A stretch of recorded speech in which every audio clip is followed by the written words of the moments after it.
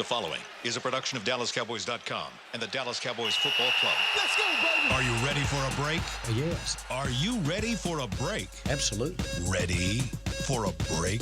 Yeah, and so much for that. It's time for The Break on DallasCowboys.com. We were on a break! With Nick Eatman, David Hellman, Ambar Garcia, and Derek Eagleton. It is Monday, October 1st, 2018, season 14, episode number 50. Welcome to another edition of The Break, live from the SWBC Mortgage Studios at the Star.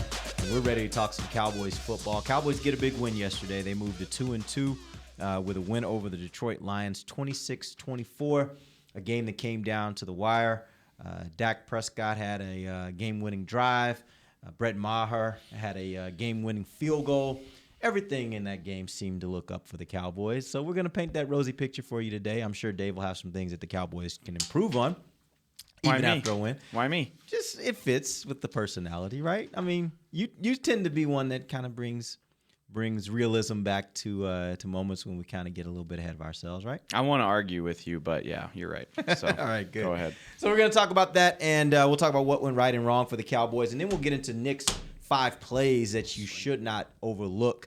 And these are the plays that were otherwise not necessarily grand in and of themselves, but what happened as a result of those plays, or did not happen as a result of those plays, and why they were significant to the game and the outcome. So we'll do all that throughout the show. Let's first jump right in, and as we do every Monday, I want to hear from each of you guys.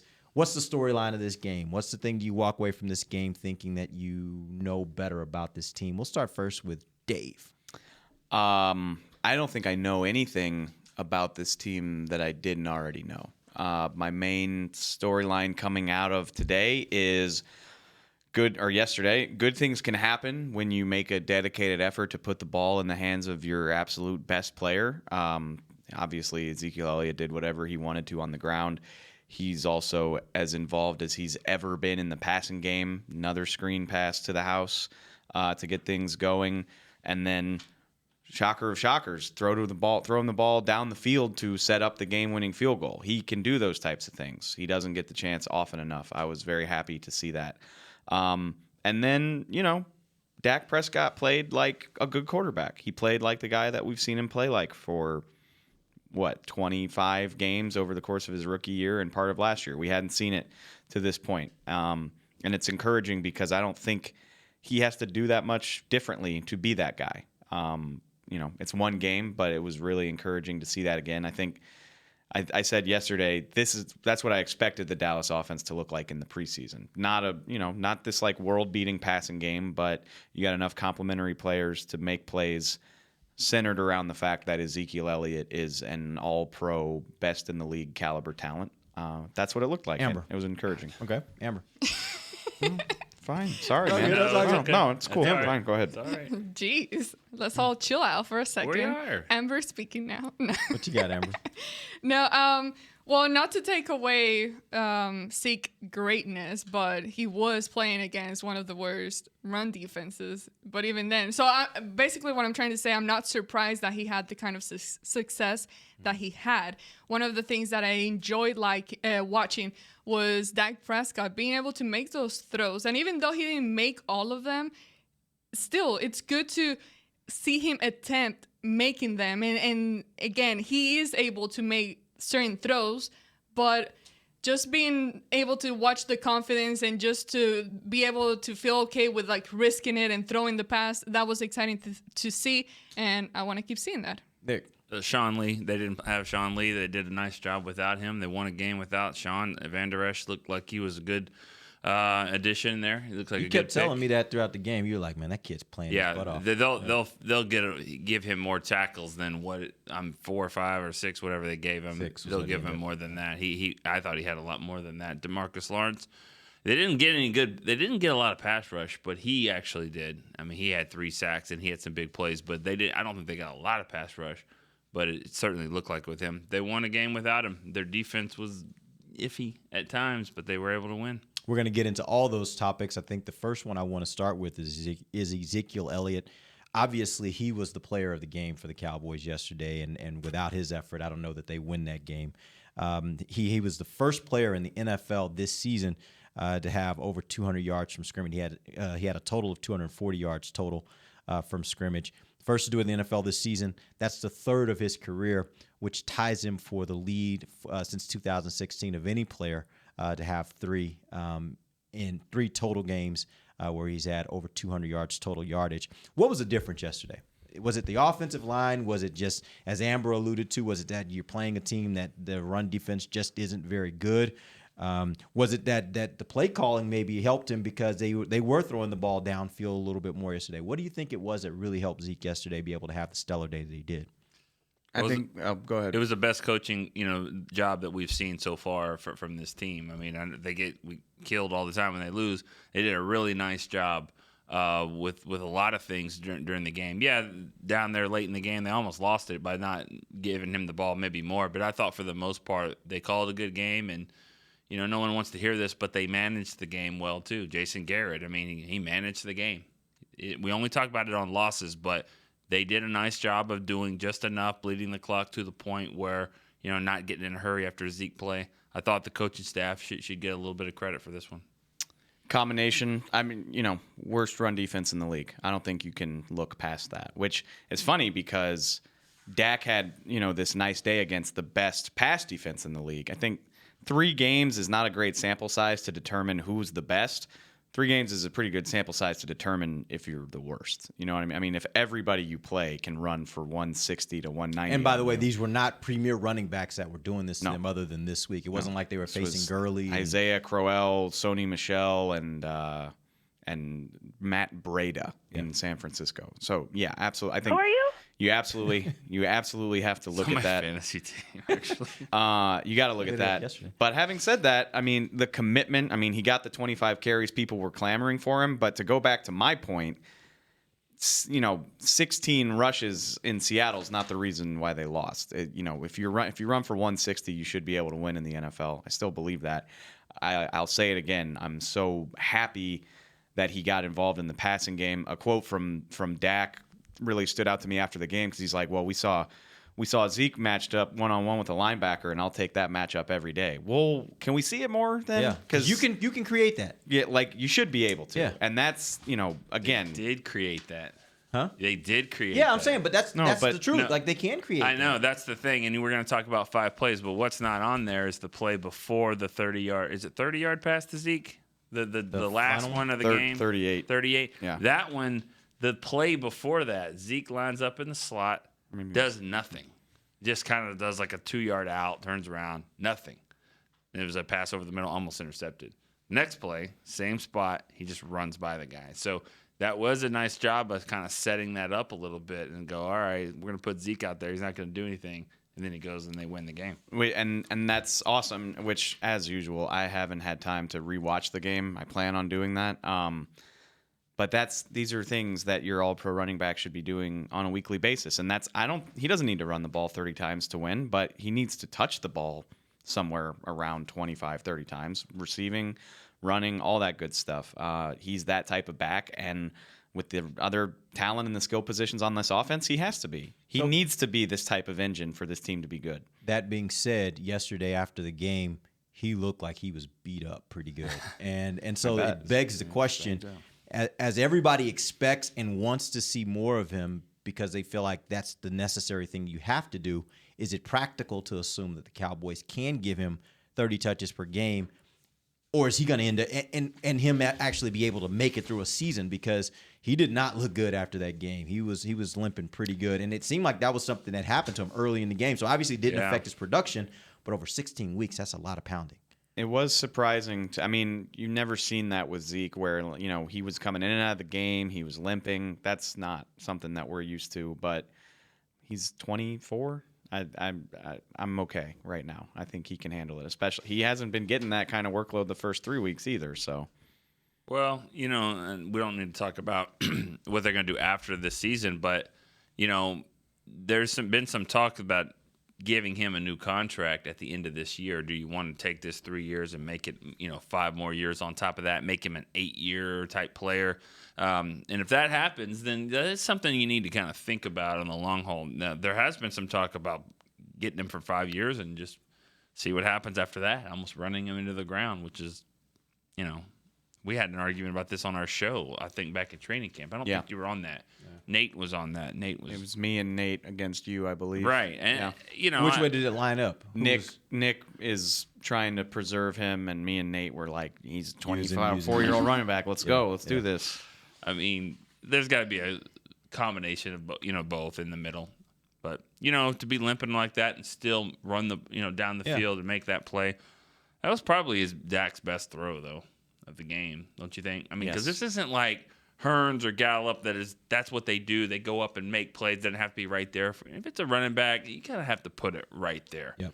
But see, I think you have a really good backup in Rod Smith that you're able to give Zeke a little bit of rest and help him out where you don't have to 100% rely on Zeke and put all the weight just on him. You can balance it out just enough or just perfectly to where you're giving him a little bit of rest, but at the same time getting a good amount of production from Rod Smith. It's 25-6 in the carries, but most teams or a lot of teams are going to do that in the more of a 20-11, 20-10 range. Do you want that out of Rod Smith and Zeke? Because I think most fans would say no. I will say this though: if I'm getting production from Dak, though, if I'm getting a few more touches for Zeke in the passing game, I'm okay with that because I feel like right now they're underutilizing him in the passing game. So if they give him a few more touches that happen in the passing game, and they take a few of those carries that he would normally have and give them to Rod Smith, I'm all good with that. I agree, and you would like to think he will likely take less of a pounding as a receiver than as a runner, which, I mean, this is an awesome start, and you can't expect them to have 88 and a touchdown in the passing game every week, but 4 to 6 receptions for 40 to 60 yards per week is and can be doable. Like, that's every other elite running back in the league does that. And so I hope that this is a trend that continues. He had a lot of different stats, a lot of milestones yesterday. Like you said, first one to get 200 yards in a game. But I thought in Cowboys history, 150 yards. That's a really good day. It's not like unbelievable. It's a good day. 150 yards, 75 receiving. 150 rushing, 75 receiving, and it's never been done before. I thought that really. That's shocking. Yeah, I thought that was a good one. Herschel Walker, even Emmett, to have a few screens and stuff like that. Dorsett, but for 150, you're doing your job as a runner, but then also, he had 88. Wow, that's amazing. So I thought that was a stat that was pretty interesting. It's absolutely phenomenal, and that's, as many crazy days as he's had, it says a lot that he's never done something like that, but I looked but that it up also just talks about how much they haven't utilized him in the passing game, which they should. And I don't mean this as disrespect, because honestly, I thought there were so many unsung heroes in the passing game. I want to write something about, given the small sample size of opportunities that he's had, I think the world of the small role that Allen Hurns is playing right now. Like, it seems like every catch he makes is contested, and it converts a first down. It doesn't look. He's got 81 receiving yards on the season. It's not like he's heading for the Pro Bowl, but point being, with these types of players in the passing game, I think you need that. And that's what we've talked about this whole time, is Zeke needs to be playing like this for this offense to function. Yep. Which that probably says something else about, we need to. But we knew that. No, exactly. That's how it was built. It was built like that, yes. right? Yes. Do you have something there? No, I was just going to say, I looked it up from the Cowboys history, and you should look up NFL and just see where that would have been. Yeah. I'm sure it's happened. I'm assuming Marshall Falk has done Marshall Falk probably did that. Seemed like that was a regular stat line for him. LT's probably done that a few times. Yeah. Yep, that's true. All right, let's talk a little bit about Dak Prescott. And just by the way, a little side note for you guys that are in the Dallas area this afternoon, Dak will actually be out here at the Star and available for fans to come out, take pictures, get autographs. He's going to be promoting his new Dak collection, which all the proceeds will go to the Faith Finish Fight Foundation that he has in support of breast cancer awareness. So he'll be out here from 4 to 5:30 this afternoon if you're in the area and want to come by. But talking about how he played yesterday, he was 17 of 27, 63% completion rate, 255 yards, 2 touchdowns, no interceptions, quarterback rating of 118.6. And I thought really the highlight of his day, in my opinion, were the 3 downfield throws he had. And the reason why was not so much because obviously one of them he connected on that was a really big play for them in the game to Gallup. And obviously the play to probably win the game to Zeke downfield. But I was just as impressed with the throw he threw to Tavon in the end zone, because all three of those throws, not only were they downfield, but they were throws that were right on the money. Even the throw to Tavon probably should have caught that. It would have been a bit of a tough catch, but he put all those throws right where they needed to be, right on the money. And to me, that started to change my opinion a little bit on what I'd started to think about Dak from the standpoint of his ability to really be able to be accurate downfield. How do you guys feel about his performance and about the ability to get the ball downfield yesterday? I don't think the question has ever been, can he do it? I think it's more, how constant can he be with it? And we've seen this before. I'm not surprised to see these kinds of throws from him, because I've seen that happen. The point is, how constant can you be? How much longer can you keep doing this for? And to me, yesterday, I'm excited. And I was getting a lot of fans on Twitter last night just talking so much crap still. Like, there's always someone wanting to talk crap about everything. But quit talking crap. Enjoy this win. Dak did good. He made throws. The receivers had some fault at not catching the ball, like the Tavon one, but that was perfect. That basically landed almost in Tavon's hands. I don't know if it was perfect, but it looked perfect to me. It was where it needs to be. it's In tight coverage. It's Dak. It's not Aaron Rodgers. It's not. I mean, he's not going to just drop it in a bucket from 40 yards out. I mean, That's not the right receiver to be running that pass, in my opinion, because he's too little. The ball, by the time the ball gets down to him, anybody's go up and get that ball. I mean, you're 5'8", so by the time it comes down into your hands, an all-pro cornerback like Darius Slay is going to knock it out. Like that, to me, that's not the right play. Great pass, but that's a very low percentage pass. I'd rather throw the ball up to Rico But three Slay times. didn't really knock it out. I mean, it was Put his hand in there. Put his hand. Yeah, I mean, he got in between the player and the ball. He did. And he got it also a 175-pound player, just that's not Tavon Austin's thing, is to go deep and make that type of contested play. His plays, open field and stuff like that. Good throw, where it needed to be, but that they thought they could steal one on Slay, and he did a nice job of getting back in there. I think the encouraging thing for me, and also baffling, is we didn't see Dak do a single thing that he's never done before. He took what? He threw the ball to Zeke that set up the game winner might be the best throw of his career. It's certainly in the conversation. But the ball to Tavon was, it was where it needed to be. It was a good throw. It wasn't like this just unbelievable dime. Same thing goes for the Gallup ball. Like, he can be accurate on those throws. He's Gallup ball, you didn't think that was a perfect throw? I mean, he put it right where he had to get it. It was a good throw. Like, it's not leading Sports Center. That's all I'm trying. It was a good throw. I think, to me, maybe calling it perfect comes from the fact that we don't see many of these throws happening from Dak. Is it Aaron Rodgers perfect? No, of course not. That goes back Dak perfect. That goes back to my point. Like, Dak's, he's got to take 3 or 4 of these per game, and you need him to hit on probably half of them, and he did yesterday. But the Zeke throw, but the Gallup throw, was it something you've never seen him do before?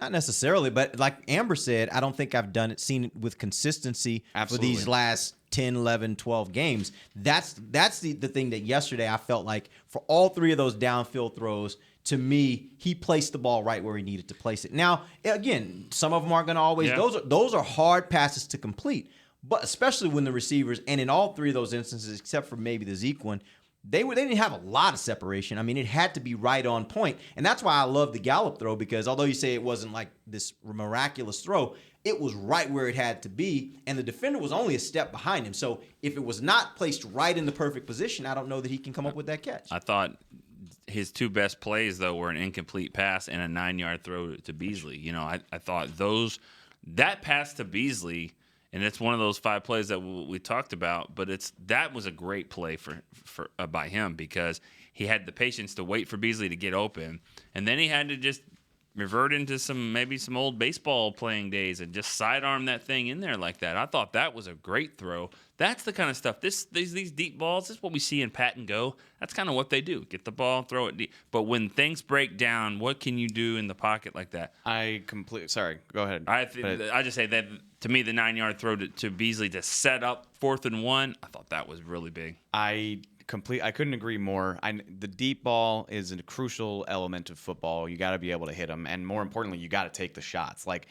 They didn't throw downfield once against Seattle. They didn't even try. That's worth mentioning and criticizing. But it's 4 or 5 throws a game. I don't care about that remotely as much as I care about that, setting up the 4th and 1 to convert. And then, how about 2nd and 11 where it looked like it might be going south and he finds Beasley for 19 yards. Like having the poise to hang in there and make those types of throws, like that's what keeps this offense moving, not these deep shots. Again, it's important. There's a place for it, but to make those types of decisions. And then, I can't believe we got almost 20 minutes into the show and we haven't talked about that throwaway. I mean, the game's over if he doesn't get that ball. And even if he just falls on it, the game's still probably over because now it's 2nd or 3rd and 20-something. Which is what I think they teach you to do.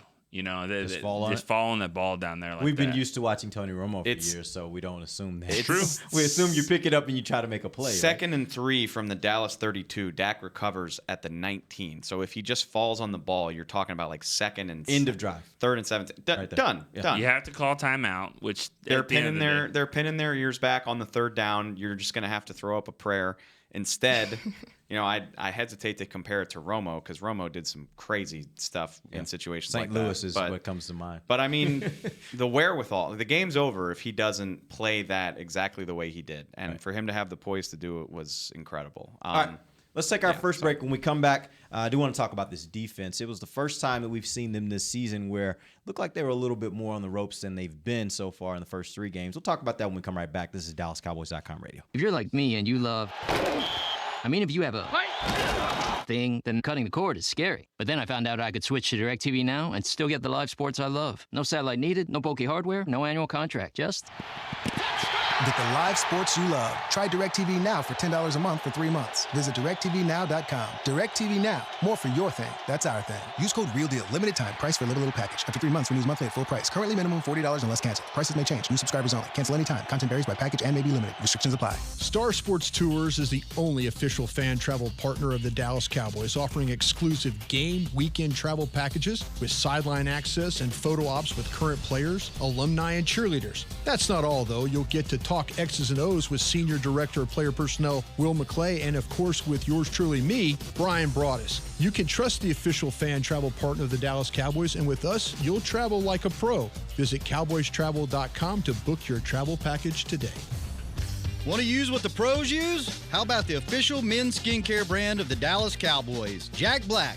Right now, you can get the Jack Black Playmaker, a curated collection of Cowboys locker room favorites for just $10 with free shipping. The Playmaker includes 4 Jack Black skincare favorites, plus a full-sized Intense Therapy lip balm and a Cowboys can cooler. Go to getjackblack.com/Cowboys and use the code word Cowboys. The Jack Black Playmaker, $10, free shipping. While a player can look good on paper, it's when he's out on the field that you really find out what he's made of. That's why the Cowboys rely on more than stats and scouting reports when building their team.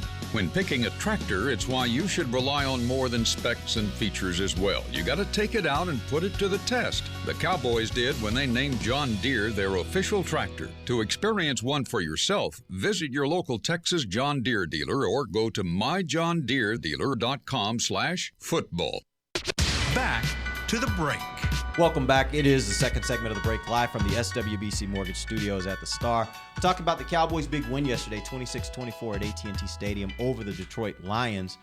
We've talked about the offense quite a bit. Let's move over to the defensive side of the ball. And I'll start first with the quarterback, Matthew Stafford. He was 24 of 30, 80% completion rate. That's a really, really great number. 307 yards, 2 touchdowns, no interceptions, 131.5 quarterback rating. All in all, a good day. You look at his 3 top wide receivers. Golden Tate had 8 catches for 132 yards, 2 touchdowns. Kenny Galladay had 4 catches for 74 yards, and then Marvin Jones had 3 for 56. All in all, the passing game for the Lions worked yesterday. That was a part that really worked. And my question for you guys is, what did you think of that relative to the Cowboys secondary, where so far this year we haven't really seen them get carved up quite like this, but they were having some struggles yesterday. Bend but don't break is what they try to play. They broke a few times. But, the Lions made themselves, I think, one-dimensional. They had a 32-yard run early in the game with Kerryon Johnson, and it looked like, this is going to be tough. That was their first play of the game. Yeah. Right? Yeah. This is going to be something, now Stafford's going to have some help here, and they didn't utilize that as much. He only got 9 carries overall. So I think that they were somewhat one-dimensional. And when they got down there, and that the Cowboys did a nice job of just picking their spots and getting some timely sacks. I mean, it was just one of those shootout, not like high-scoring shootouts, but it was just one of those games where, the quarterback who has the ball last is going to win, and the Cowboys were probably fortunate that touchdown came with 2:17 to go and not under the 2-minute warning. We say that. That's my biggest pet peeve. Like the Cowboys leave the opposing quarterback too much time. The Lions did it yesterday. It seems ridiculous that Kerryon Johnson only had 9 carries, but I thought the run defense did a good job of really buckling down after. 32 yards on the first play. The next one goes for 4, then -1, then 1, then 3, which no disrespect to him. I don't know why they're trying to make LeGarrette Blount a thing when they have Kerryon Johnson. Right. Unless it's like the goal line. I like that guy a lot.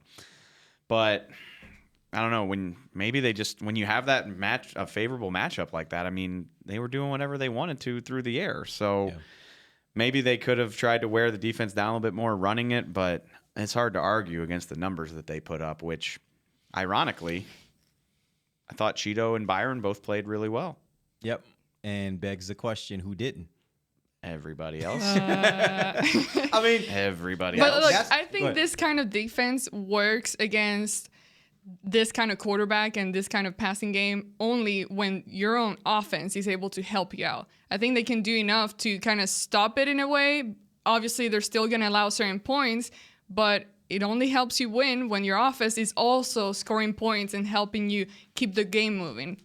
But we'll see how long this offense can play like this. And if they keep playing better and helping out the defense, I think the team can be really good. Good enough to get where we all want them to be at.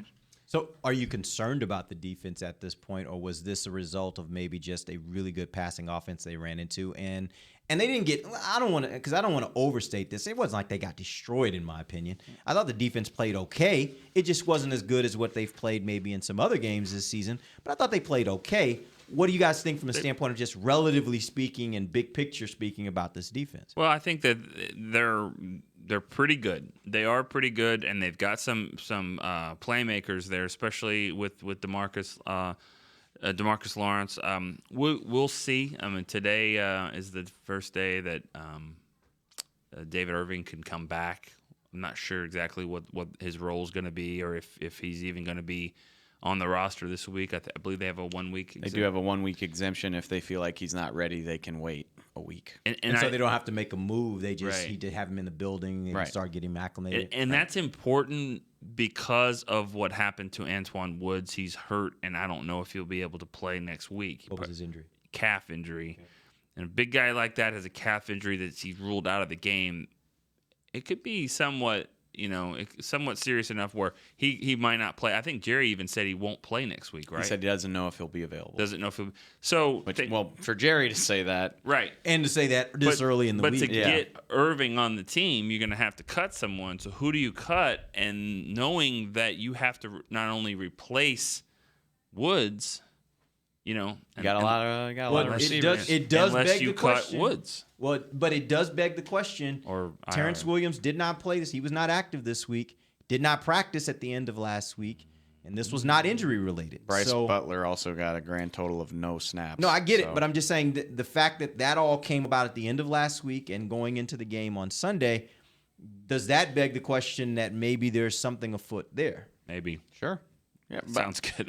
You're That's right. An easy move. You're right. I'm just saying it seems like it's logical at that point, right? We've covered this extensively, haven't we? I don't know. It's not logical, actually. It's not practical either right now just to cut him. Let's see what happens. Remember, he counts about $3 million right now. If you cut him, he counts $5 million.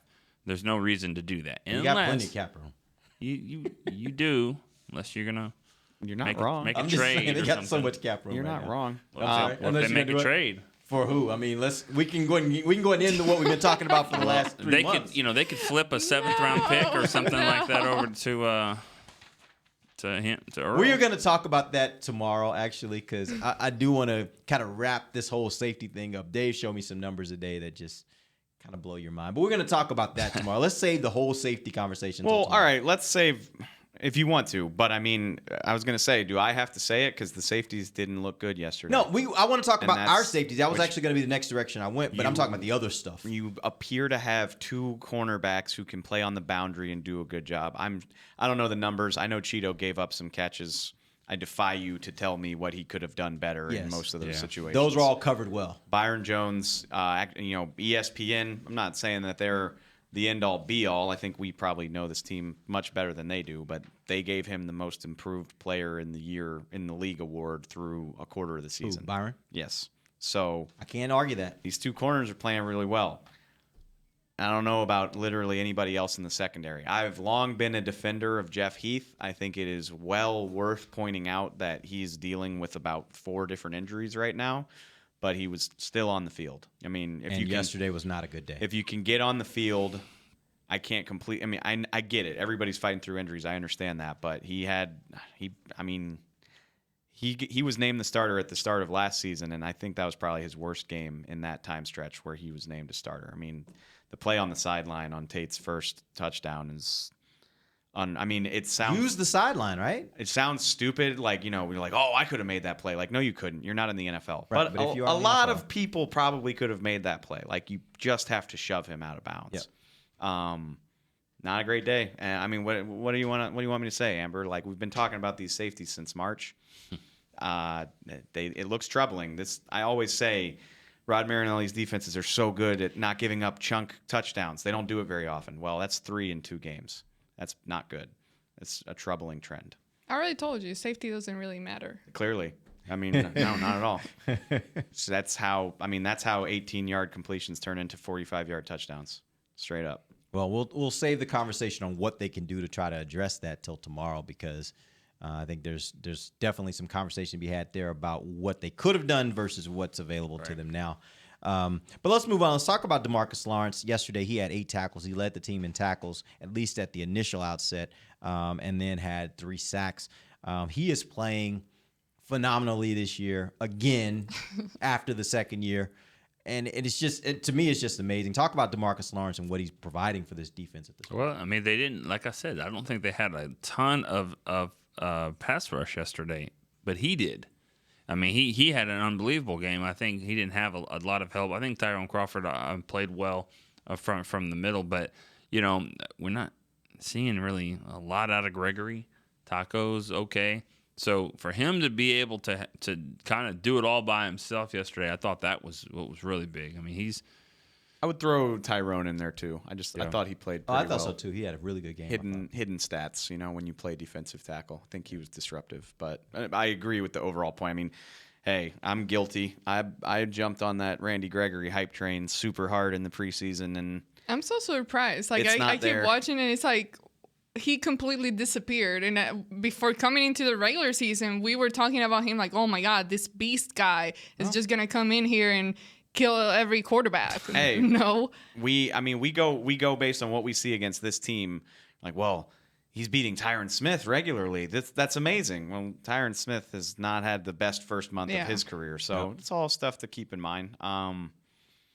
Yeah, I mean, I think Taco's been fine. Tyrone had a good game, but DeMarcus Lawrence is insane. I asked Jerry Jones last night. I was like, are you starting to think about the fact at all that you're probably going to have to talk about some pretty big numbers with him soon? And Jerry was like, well, his number's pretty big right now. And I was like, you're right. And in the back of my head, I was like, it's going to be big. Bigger. It's going to be bigger.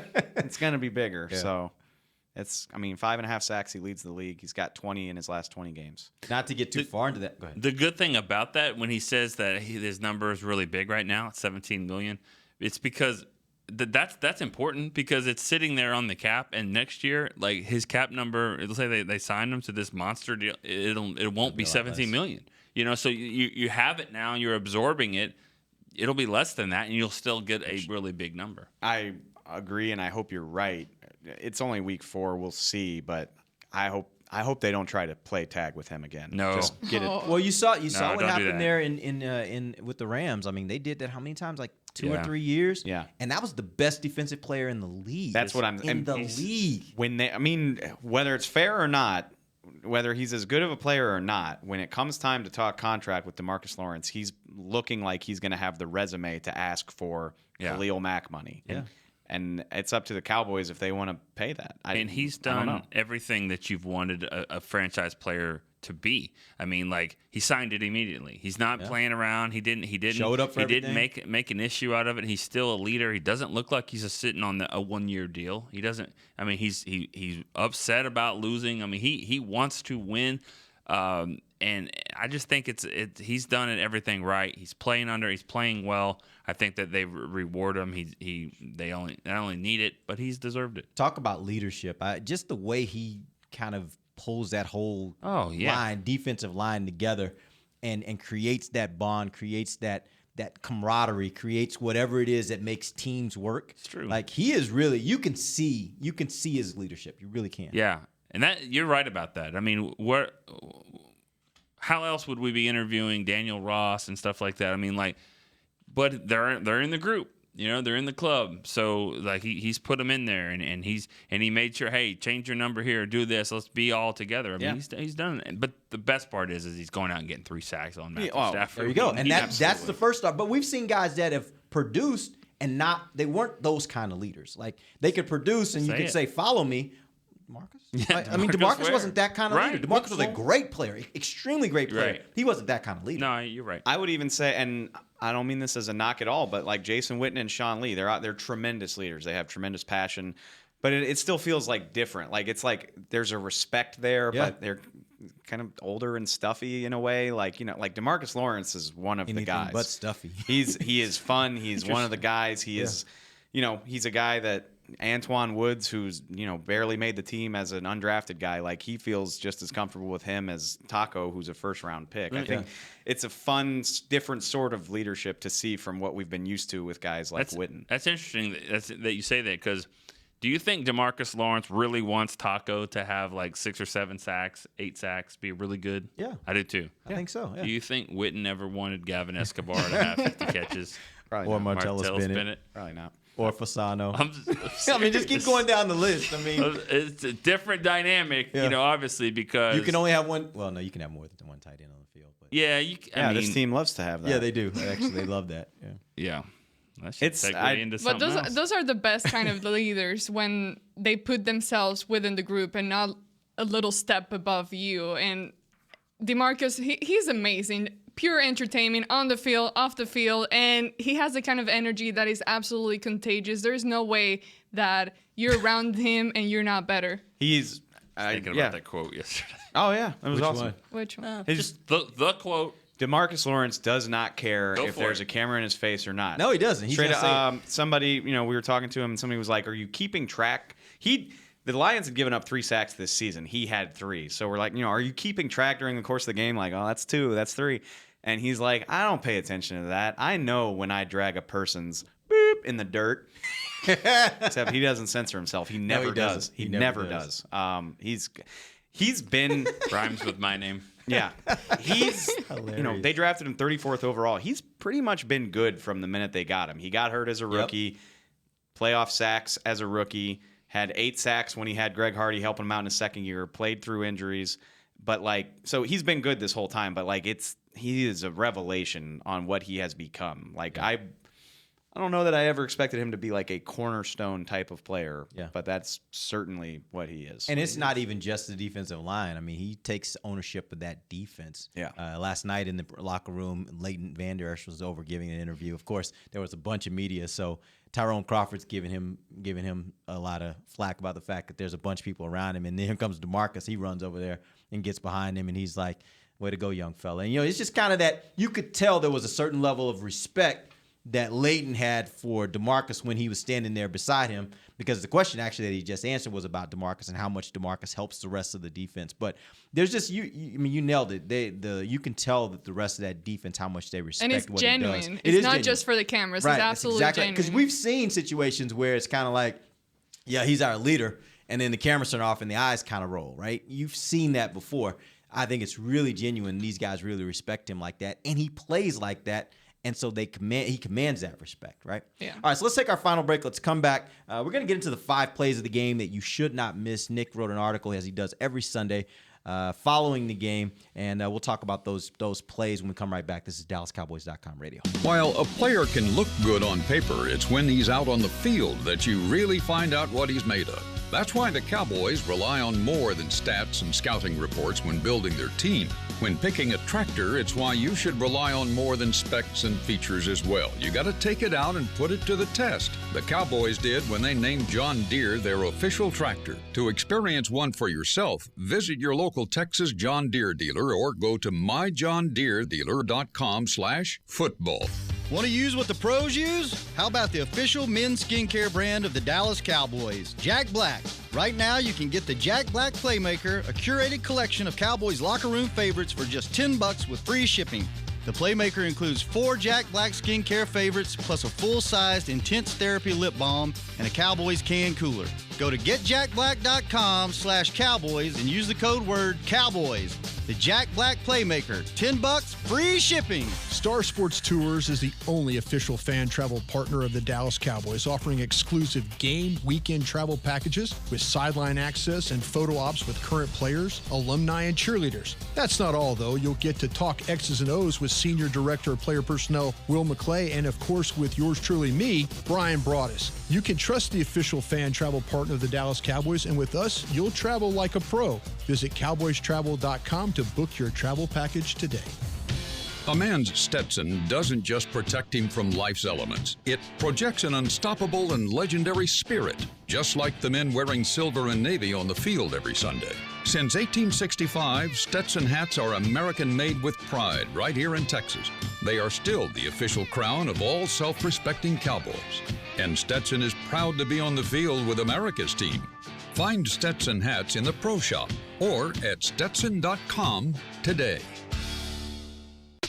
Back to the break. Crunch time is when you've got to stay cool. Brett Maher. And nobody's better at keeping you cool under pressure than Tommy John. Tommy John's underwear is moisture-wicking fabrics to keep germs and perspiration at bay. That means no discomfort, no adjustment. Tommy John, no adjustment needed. TommyJohn.com/Cowboys. Get 20% off your first order.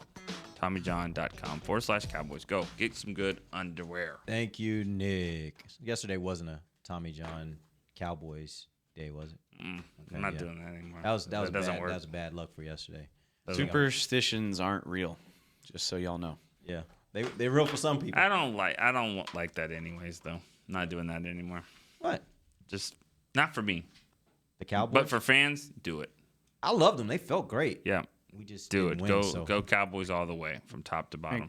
Dak Prescott's performance is not determined by what kind of underwear you're wearing or what jersey you wore to the game. Yes, I am. Positive about that? It'll let your mind be free. You know, it's not. Isn't that a song? Probably. Okay. All right. Let's get back into it. We got to talk about these 5 plays. Nick, that's my sheet. Leave it alone. Okay. Let's talk about these 5 plays. Let's see if Nick can remember the 5 plays. That's what we can remember the score of the Texans game from 2002. So. Right. 19-10. See? One of these days, we're going to have a challenge on this show where we're going to just throw dates out at Nick. Like Cowboys on this day. Make sure they're not in the last 3 years because I don't know anything. And we'll let Nick just say the score and amaze fans. Okay. Like, it's amazing. All right, go ahead. Cool. All right, so 5 plays. These were the 5 plays yesterday that you should not miss because they had a bigger impact on the game than you may have thought at the time. Let's start with the first one. Lions failed to pin Cowboys deep. Nick, tell us what happened. It was the first drive of the game for the Lions. They got down inside the 50, punted. Looked like they got the ball down on the 1-yard line, and then I don't know exactly the player's name, but his toe was right there on the end. Touchback. How significant is that? The Cowboys get 9 yards on the next drive. And if they're conservative at the 20, they're going to be conservative at the 1. They're going to be punting out of that. And instead of the Lions getting the next possession at the 30, they probably get it at midfield. That's a field goal at least right there. Just those inches right there. So I thought that was a big one. Yep, that was a huge one. All right, next one. D-Log gets to Stafford before halftime. They're driving right before halftime, and they're at like the 45-yard line. They got 1:13 to go, and a 9-yard sack there just changed the whole, outlook for what the Lions were trying to do. They had an easy chance to go down and get a field goal, and they needed 15, 20 more yards. By doing that, now you wonder, do the Cowboys want to be aggressive and get the ball back? It just kind of set them on their heels a little bit. I thought they needed a defensive stop big time there. That's one of the interesting things here, too, is DeMarcus Lawrence. it's not just sacks. It's sacks in moments in games when timely. you need Yes. them. Like that was always one of the big knocks people would have for DeMarcus. He'd get these sacks, and it was like, was it really at a did it time? really change the game? Were you getting Right. sacks when you needed them? I kind of disagreed a little bit at the time because I thought there were some games where he made some of those, but I think DeMarcus Lawrence, you see that quite a bit. Yeah. When you need a sack, Need a play. he's a guy that goes and gets you one. Right? Definitely. Let's talk about Dak finds Beasley near the end zone. 3rd and 10 on the 12-yard line, and he's got some pressure, and he sidearms it to Beasley. And Beasley did a nice job, too, of stretching out everything he's got to get 9 yards and get close to that. They kick a field goal there for sure. I think it's 20-17, I believe is the score. No. It's actually 13-10 at that point, and they're definitely going to kick a field goal to make it 16-10 if they don't get that. But 4th and 1 on the 2, different possession for sure. Jarwin's fumble recovery actually should have been on there too, because that was a huge fumble recovery. Because yes, you don't get the touchdown, but if the Lions would have got it, it's a touchback. So that was actually a big play there. Yep, huge. All right, and Lions penalty leads to field goal. It was 20-17 Cowboys. It was that drive that everyone hates when they got down in the goal line. But 3rd and 7, I think at the 45, throw to Gallup, incomplete. The Lions lined up offsides. Harold. Now it's 3rd and 2. What are you going to do with it? Zeke. First down, they drive. Of course, they don't get the touchdown, but they still get a field goal and take some time off the clock. It would have been a different game. Because then if you don't get that field goal, I mean, you're down by 4 if the Lions score. So that one was big.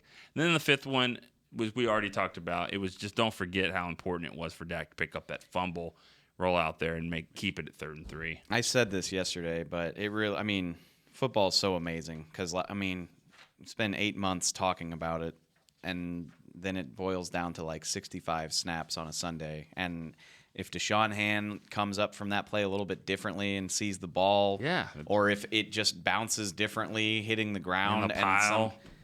Not only everything. Game's over. Cowboys are 1-3. We're talking about how they ignored Ezekiel Elliott on the 4-yard line against the worst run defense in the league, which is still stupid, by the way, just because they won. And threw it to Rico. And threw it to Rico. Which I'm not against. I'm not against either. I'm against it in the sense that if the guy can only come into the game in one scenario and the defense knows what's coming, is it really that useful? He played. Yeah, he played more snaps. No, but I'm talking about specifically when you throw the fade to him. You're telegraphing it. Dak had some great throws. That one was not. That one was a fastball that, you're not going to hit the scoreboard. Lob it up there. And honestly, they got what they wanted. They got him isolated on a smaller player. That's what they're trying to do on that play. So the fact is, the play call was the right play call. The problem was they didn't connect on it. And that, to me, when you don't connect on that kind of play, to me, that's about the fact that you obviously haven't done that enough. That should be muscle memory. That kind of play needs to be muscle memory to where I know when I throw it to the end zone to this guy because he's bigger than the other guy, I know exactly where to place it. He knows exactly where it's going to be. He can go up. He can secure the ball, touchdown. To me, that's just about practicing that more because they got what they wanted out of the play. I can't go there with you, which, I've heard people talk about it, like the end of Super Bowl 49, the Malcolm Butler pick, the Seahawks should have run, clearly. But you can even convince me, an NFL defense that's geared up for that call is going to stop it every time. I understand it's hard, but 4-yard line, worst run defense in the league. Second down. That's the play. Yeah, and exactly. I refuse to believe it's not as easy as just running it 3 times. You will score. Even if it takes till 4th down, you will score. I'm not at all saying that I prefer to throw it to Rico over running the ball. What I'm saying, though, is I don't think, and this could have come at another point in the game. My point is that when you get in that situation, if you get that matchup where you can isolate Rico with a smaller guy, that's still a good play call. Now, yeah, you're right. If you're lined up there at the 4, the way that game was going against this rush defense, run the ball all day. I get that. Run the ball all day. But there are going to be teams that are better run defenses where I think that play to Rico becomes a viable option if they can get to the point where run it is a practice. Play that you're going to get. Run it in practice, not in nut cutting time. That 2nd and 4 that when he rolled out and threw, as I called it, a mini Hail Mary. To Swaim and Gallup, they're all in. What? Why that play? That's the one I don't like. 3rd and 4, your higher percentage. Letting a guy go up there and get a rebound. That's what he should have done. Get up there so he can get a rebound. But 2nd and 4, that play was bad. And you're right. If they don't win that game, That's exactly what that's what we're reading. That's what we would have talked about for the first half hour instead of waiting until there's 10 minutes left in the show. But again, it's so. I mean, it's agonizing, but it's so much fun because literally, if Dak doesn't field that ball the way he's supposed to, we're talking hot seat, we're talking play calling, we're talking like, oh, Dak was better, but it still wasn't good enough. Yep. You know, the sky would 100% be falling. You know, right now. on the after the fumble recovery by Jarwin, now it's 1st and goal on the 1 yard line, 2 yard line. You know, they actually they took Rico out of the game, put in Cameron Fleming as a backup tackle to be, you know, your third tight end, and then they throw it to Swaim for the touchdown. So, you know, it's not always Rico down there as the third tight end. That Cameron Fleming was the third tight end. Funny, I feel like this is something you would say, but I just think it's funny. Like, Jeff Swaim scored his first career touchdown, but all 3 of the tight ends had a shot at their first career touchdown because I thought Jarwin scored on the fumble. I did too. I didn't know I that. thought so too, yeah. And then obviously Rico had a chance at that fade. So just You did not like that rule. You're like, that's a dumb rule. it is a dumb rule. It's a stupid rule. And I get it. I understand. Like you know, I think about the Jimmy Graham play. What was that? Like 2010? Yeah. Or 2011? Yeah. I can understand the point, but like I don't know. It's just it seems arbitrary. Like if it's fumbled backward, then it's legal, but if it's fumbled forward, then it's dead, and blah blah. Like that's stupid. I could just see, like for instance, the Super Bowl.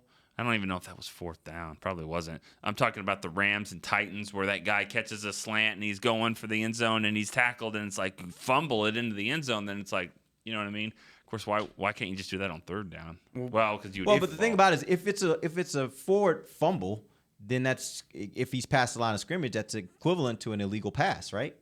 Well, yeah. I mean, that's my point. Like that's probably why the rule is. But that's what I'm saying. That's probably why the rule is in place. Probably, and yeah, because I mean, it can swing it like that. Saints Cowboys game is crazy. The Saints gained like 40 yards on a fumble, but if that's 3rd down, it's a touchdown by Jarwin.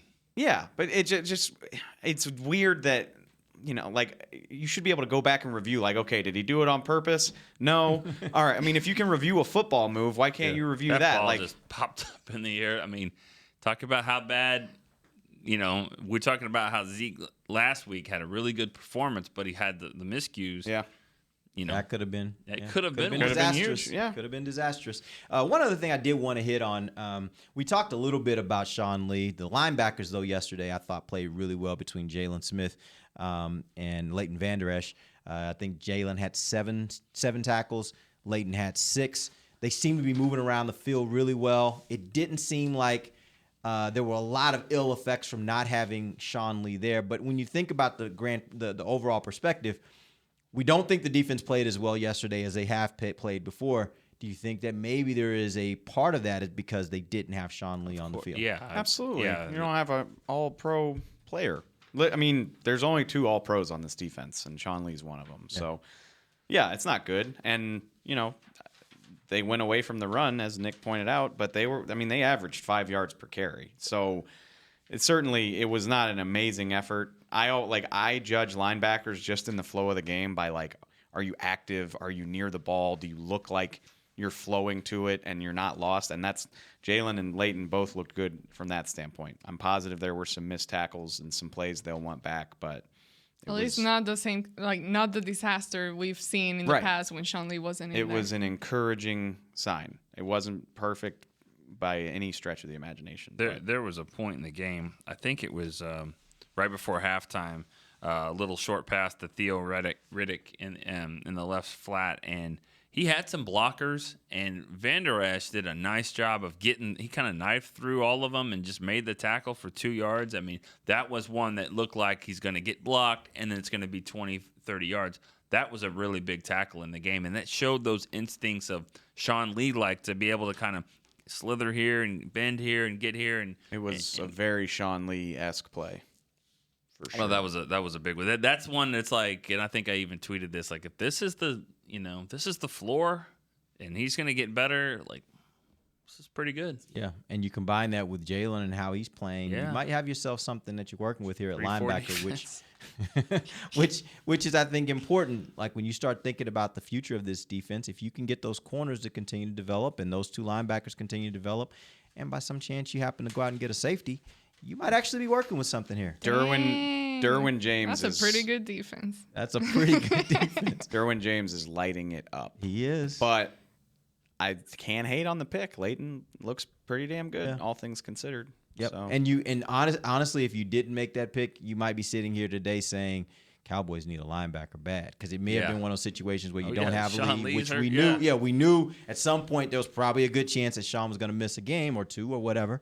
And at that point, if that would have happened, then they may not have had the results where the linebackers played really well. The linebackers could have been the problem yesterday. You also or whatever day. Probably wouldn't have Michael Gallup, which he's not lighting the world on fire, but the arrow is. Is there any third-round guard that's doing well starting as a rookie? Because that's where it comes down. Is like, well, because you're right. Gallup's not really making a big difference at receiver. I don't really know. I don't know how Will Hernandez is doing for the Giants. I mean, they're 1-3. That's the second round, right? Yeah. Well, that's what Connor Williams is. I mean, right, but I'm trying to. Oh, third round. I see what you're saying. Because I know what I wanted to do with my 50. Yeah. I gotcha. Yeah, but the other thing too is when you think about Gallup, like to me, that pick is not a pick for this year. True. When you take a wide receiver in the third round, your expectation is not that he's going to come in and immediately light it up for you. He's good. Making a couple. I don't think so. For me, I think wide receiver is one of the hardest positions to adapt to in the NFL. I expect to see him contributing a lot more next year, and by his third year, that's when I expect to see him be a guy that. When can be was a the Bronco game? That 51-48. October 2013. About a sixth game. Fifth game or sixth. If I remember correctly, Terrence Williams kind of had a slower start. He was a third-round receiver. Didn't do a lot. Actually, it's funny to think about now. I don't know if blew up is the right word, but he had a pretty nice day in San Diego that year, which was the fourth game. Yeah. But he fumbled trying to turn a first down into a touchdown. And it didn't sink the game because they were already down by 2 possessions, but it was just a boneheaded mistake. Came back against Denver. And that's kind of led to a decent rookie year for him. So, Gallup might be on track. And I think when receivers typically have a pretty good rookie year or a good rookie year, typically they got a great guy on the opposite side of them. He doesn't really have that here. That's not what he's been brought in with. I'm not down on Michael Gallup at all, but I am a little I don't even want to say disappointed, but I thought he'd be better. I thought he'd be better quicker, but I'm by no means closing the book. You're still a baby. He still needs to mature. Yesterday in the locker room, I saw. Yeah, just look at his little face. It's so cute and such like a kid. And yesterday in the locker room, I was watching. They were in a corner, him and Tavon Austin. Tavon was helping him put on a bow tie, and it was the cutest thing ever. Just on their own, and I'm like, oh my god, look at this. So clearly, there's some growth there that needs to be happening on and off the field, but it's gonna be there. These guys I wish you guys were watching right there to see Nick. Not that Gallup is a giant. No. These guys are, they're some of the best athletes in the world. They can do things without thinking about it that I could never do. But, every now and then you'll see something funny like that where you're like, oh, you don't know how to tie a tie. No, you give most of them a tie. Have you ever noticed, go in the locker room, have you ever noticed after the game, pre-tied. Most of them have them pre-tied, I'm just like, and they are not taking it loose when they take it off. They're keeping it tied so they can easily put it back on. And I'm like, all right, maybe my life's not just the complete disaster that I think it is, I'm doing okay. Right. All right, guys, appreciate you joining us. We'll be back tomorrow. We'll get into some big picture talk. Like I said, we're definitely talking safety tomorrow. Not just safety on this team, but safety around the league and what the Cowboys maybe should have done in the offseason, looking at some of the guys around the league and how they're performing. Interesting conversation. We'll do that when we come back tomorrow. Till then, for Nick Eatman, Dave Hellman, Amber Garcia, I'm Derek Eagleton. This has been The Break, live on DallasCowboys.com radio. This has been a production of DallasCowboys.com and the Dallas Cowboys Football Club.